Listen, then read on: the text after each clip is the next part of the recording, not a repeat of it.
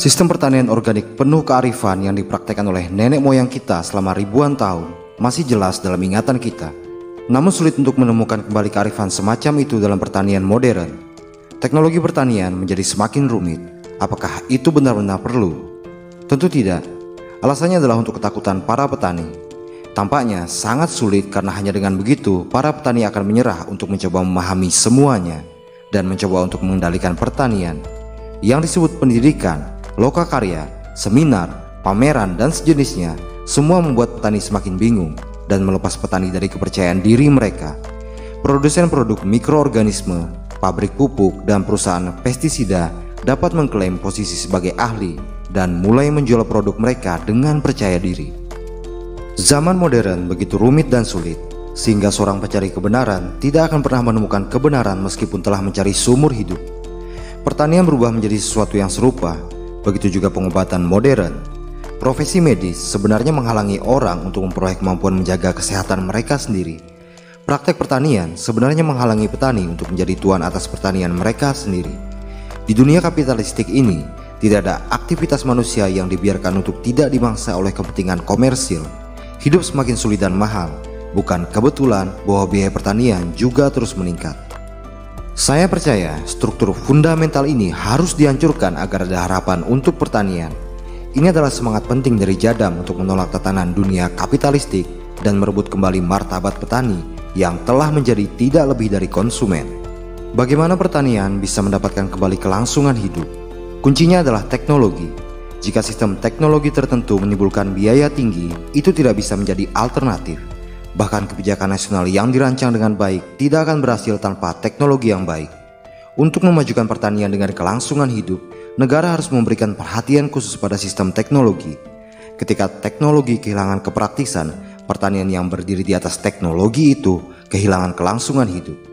Di bawah sistem kapitalistik di mana perusahaan terus-menerus mencari keuntungan, pasar input terus tumbuh subur, sedangkan petani terus kehilangan pengetahuan. Tidak heran mengapa pertanian saat ini sangat mahal. Dilema mendasar dari profesi medis komersil adalah bahwa jika orang benar-benar menjadi sehat, maka mereka akan kehilangan uang. Bukan karena para medis itu adalah orang yang jahat, namun ada struktur yang menghalangi mereka untuk benar-benar bekerja demi meningkatkan kesehatan masyarakat.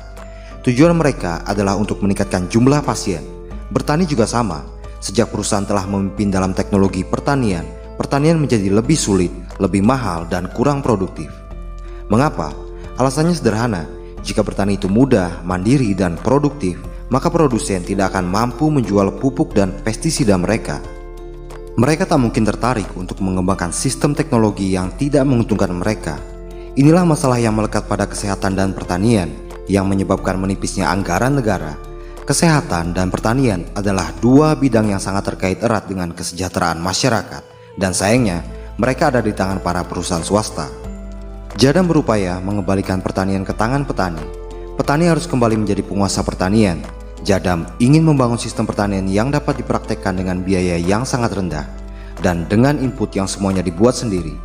Pertanian berbiaya sangat rendah akan meningkatkan kelangsungan hidup pertanian organik dan pada akhirnya membuatnya cukup kuat untuk menggantikan pertanian konvensional. Saya percaya ini akan memiliki potensi untuk mengubah landscape pertanian. Mari kita bebaskan diri kita dari cengkraman ini dan memulai pertanian baru yang menyenangkan, kreatif, di mana Anda adalah pemimpinnya. 20 tahun yang akan datang akan sangat berbeda dari sebelumnya. Krisis demi krisis akan menimbulkan kekacauan di sektor ekonomi, pertanian, energi, lingkungan, pangan, dan sumber daya kita. Kebijaksanaan sangat dibutuhkan karena tantangan akan selalu membawa peluang. Akan sulit bagi pertanian dalam jangka pendek, tetapi dalam jangka panjang banyak pintu peluang akan terbuka. Tetapi pintu hanya akan terbuka bagi mereka yang siap.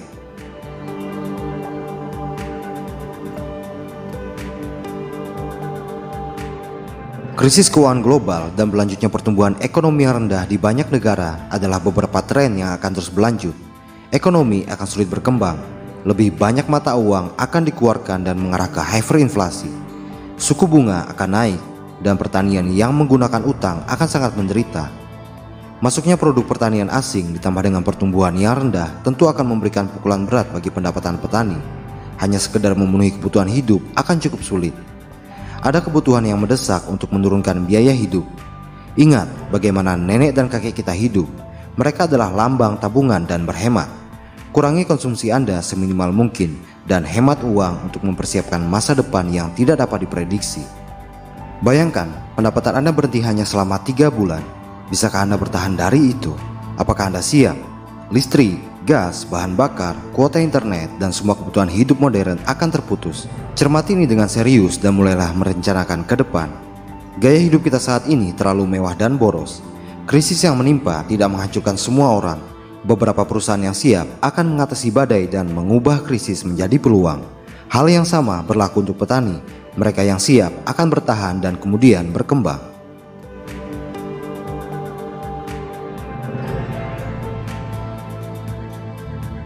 Ketika saya memberitahu petani untuk menghemat uang dan mengurangi pengeluaran, beberapa petani berpikir bahwa itu juga berarti mengurangi biaya pendidikan. Sebagai orang tua, kita menginginkan anak-anak berprestasi di sekolah dan tumbuh dewasa untuk kehidupan yang sukses di masa yang akan datang. Tetapi juga sebagai orang tua, Anda harus melihat secara praktis 10 atau 20 tahun ke depan masa depan anak-anak Anda. Saya ingin mengingatkan Anda bahwa petani adalah salah satu pekerjaan yang paling menjanjikan menurut sebagian besar futuristis. Mengapa tidak membesarkan anak Anda menjadi seorang petani yang unggul? Biarkan sekolah menjadi tempat belajar bagi anak-anak Anda. Di rumah, ajari mereka cara bertani. Ketika mereka lulus dari sekolah menengah, mereka sudah terlatih dengan cukup baik untuk dapat mengelola sebuah pertanian. Ini tentu saja merupakan bentuk lain dari pendidikan yang sangat baik. Jika anak-anak Anda memiliki mimpi yang sama, maka biarkan mereka pergi ke perguruan tinggi atau universitas yang biayanya tidak terlalu tinggi dan mereka bisa belajar pertanian di rumah. Mari kita punya mimpi baru dan visi baru membesarkan anak-anak Anda menjadi ahli besar dalam pertanian. Singkirkan rasa rendah diri yang diasosiasikan ke petani dengan pekerjaan mereka. Sudah terlalu banyak mahasiswa yang menyelesaikan pendidikan tingkat tinggi tanpa memperoleh sarana praktis apapun untuk hidup di dunia ini.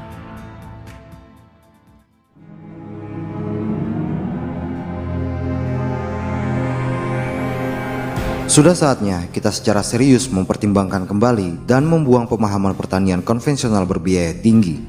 Bagi petani konvensional, harga pupuk kimia dan pestisida akan semakin meningkat. Masukilah dunia baru pertanian berbiaya ultra rendah seperti yang dianjurkan oleh Jadam. Pertanian berbiaya ultra rendah Jadam dapat diterapkan pada semua jenis dan bentuk pertanian.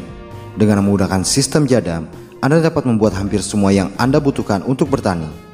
Jika metode Jadam sulit, maka akan menjadi masalah, tetapi ini mudah.